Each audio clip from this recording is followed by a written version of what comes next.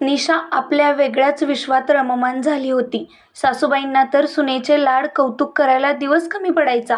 निशाचे डोहाळे पुरवणे, तिची प्रत्येक इच्छा पूर्ण करणे, तिला काय हवं काय नको याकडे निशाची सासू सुमनबाई आणि सासरे डोळ्यात अंजन घालून लक्ष द्यायचे. त्यामुळे सासू सासऱ्यांबद्दल तिच्या मनात आदर आणि प्रेम दिवसागणिक वृद्धिंगत होत होता. नणंद उषासुद्धा प्रेमाने तिची चौकशी करायची, तिचं सुख-दुःख जाणून घ्यायची. मोबाईलवर तासनतास दोघींच्या गप्पा रंगायच्या. नणंद भावजई हे नातं केव्हाचंच मागे पडलं होतं आणि एक निखळ मैत्रीचं नातं फुललं होतं. त्यामुळे निशा कोणताही आडपडदा न ठेवता तिच्याजवळ निःसंकोच व्यक्त व्हायची. पण निमिष मात्र निशापासून दुरावत होता. आता तर तो निशासोबत अजूनच जास्त तुसडेपणाने वागत होता. तिलाही आता त्याची सवय झाली होती. त्याचं वागणं अंगवळणी पडलं होतं. त्यामुळे ती त्याच्या वागण्याकडे दुर्लक्ष करायला लागली. निशा गरोदर राहिली ही बातमी डॉलीच्या कानी पडली आणि तेव्हापासून निमिष आणि डॉलीच्या नात्यात ठिणगी पडली. निमिषने तिला खूप समजावून सांगण्याचा प्रयत्न केला, पण ती त्याचं काहीही ऐकून घेण्याच्या मनस्थितीत नव्हती. ती आता त्याला टाळायला लागली. तिचं असं वागणं निमिषच्या जिव्हारी लागलं आणि तो यासाठी निशालाच जबाबदार धरत होता.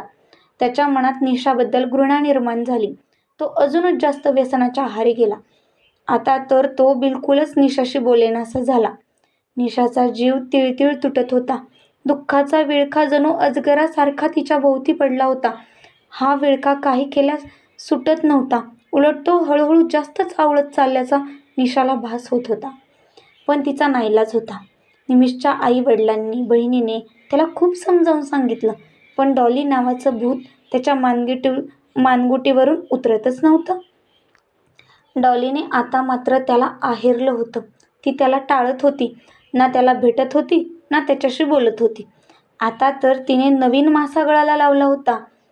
निमिषला तिचं वागणं असह्य होत होतं. निमिषला डॉली आता दुसऱ्या व्यक्तीसोबत दिसत होती, त्यामुळे त्याला चीड यायची आणि त्यामुळे हा व्यसनाच्या खोल गर्तेत उतरत होता. डॉलीला या गोष्टीचं काहीही सोयरसुतक नव्हतं. ती आपलं आयुष्य मजेत जगत होती. मुलीचं बोलावणं आलं म्हणून निशाचे सासू सासरे 2-3 दिवसांसाठी आपल्या मुलीच्या गावी गेले. घरात निशा एकटीच होती. त्याच दिवशी निमिष नशेतच डॉलीच्या घरी गेला. दोघांमध्ये चांगली खडाजंगी झाली. "कोणत्या हक्काने आलास तू इथे? चल चालता हो इथून," डॉली कडाडली. "डॉली, मी तुझ्यावर जीवापाड प्रेम करतो हे तू विसरली का?" "प्रेम?" डॉली खळखळून हसू लागली. "प्रेम? आणि तू? तू कोणावरच प्रेम करू शकत नाही आणि सर्वांनी तुझ्यावर प्रेम करणं बंद करेल याआधी तू सावध हो. काहीच विसरले नाही मी. सर्वच आठवते मला. तुझं वचन, तुझी शपथ आणि तुझं प्रेम. पण तू जागला का रे तुझ्या शब्दाला? माझ्या प्रेमात काय तुझ्या आईवडिलांना विचारून पडला होता का रे? मग लग्न करताना हे आईवडील कुठून आले मध्येच? त्यांची इच्छा नाही म्हणून मला सून म्हणून घरात घेण्याची या सबबीखाली तू माझ्या आयुष्याशी, माझ्या भावनांशी खेळलास, मला धुतकारलं, माझी अवहेलना केलीस आणि स्वतः लग्न करून खुशाल मोकळा झालास.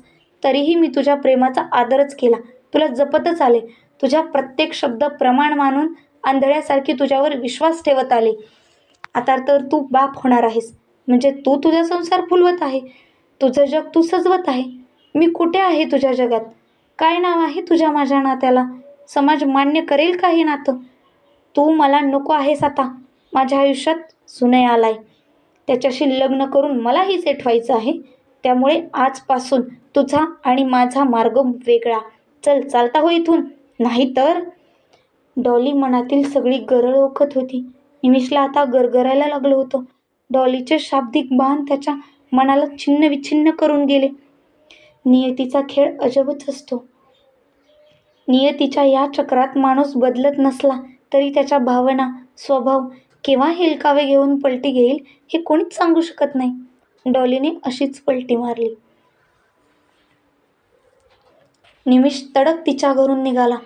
हीच ती डॉली जिच्यासाठी मी निशाशी दुसडेपणाने, तुटप्पीपणाने वागलो, तिचा नेहमी अपमान करत आलो, तिला नेहमीच कमी लेखत आलो, तिच्या आनंदावर विरजण टाकत आलो. निशासोबत केलेल्या अन्यायाचा एक एक प्रसंग त्याला आठवू लागला. आता तो स्वतःच्याच नजरेतून उतरला होता. स्वतःला अपराधी समजू लागला होता. डॉलीच्या मनात आपल्याबद्दल इतका द्वेष, इतका अपापर भाव? निमिष खूपच अस्वस्थ झाला. तो एका निर्जन स्थळी आला. त्याने आपली बाईक बाजूला लावली, झाडाला टेका देऊन बसला आणि सोबत आणलेल्या दारूच्या बॉटल्स आपल्या पोटात रित्या करत होता. सर्व बॉटल्स रिकाम्या झाल्या. आता त्याला साधं उभं राहणंही अशक्य होतं. त्याने खिशातून मोबाईल काढला आणि निशाला कॉल केला. स्क्रीनवर निमिषचं नाव पाहून निशाला खूप आनंद झाला. हॅलो निशू. आज पहिल्यांदाच निशाला कोणीतरी निशू म्हणत होतं. बोला. निशू, मी तुझं प्रेम नाही ओळखू शकलो गं. मला माफ कर. मला आता समजलं प्रेम म्हणजे काय. निशू, मी तुझ्यावर खूप प्रेम करायला लागलो. निशू, तू ऐकत आहेस ना? हो, मी ऐकत आहे. तुम्ही बोला. निशाला हे सर्व स्वप्नवत वाटत होतं. निशू, ही डॉली आहे ना, मला म्हणते. जाऊ दे ती डॉली. ते एक दुःस्वप्न होतं. निशू, तू करतेस ना माझ्यावर प्रेम? मी फक्त तुझा आहे, आपल्या होणाऱ्या बाळाचा आहे. या स्वार्थी डोलीच्या मोहात मी भरकटलो होतो गं. तिच्यात विरघळू पाहत होतो. समजलंच नाही. माझं तिच्यात विरघळणं म्हणजे माझं अस्तित्व पणाला लावणं होई. तिच्या सहवासाने मी पुरता वेडा झालो होतो आणि हा वेडेपणा मला तुझ्यापासून दूर दूर लोटत होता. आता समजलं, तूच माझं अंतिम सत्य आहे. ती डॉली म्हणजे निव्वळ आभास, क्षितिजासारखा. मी माझं वास्तव्य नाकारून त्या आभासाच्या मागे धावत सुटलो. वेड्यासारखा त्या क्षितिजाला कवेत घेऊ पाहत होतो. मी तुला म्हणायचो ना, डॉली डॉली आहे आणि तू आहेस. तू कधीच डॉली नाही बनू शकणार. आणि निशू, तू कधीच डॉली होऊ नकोस. मला माहीत आहे, माझी निशू मला कधीच अंतर देणार नाही. निमिष अडखळत का असेना मनातील भावना ओठांवर आणत होता आणि निमिषचं बोलणं ऐकून निशा सुखावत गेली. त्याच्या तोंडून बाहेर पडणारे शब्द तिला एका वेगळ्याच दुनियेत घेऊन जात होते आणि तिचं मन आनंदाच्या लाटेवर स्वार झालं होतं.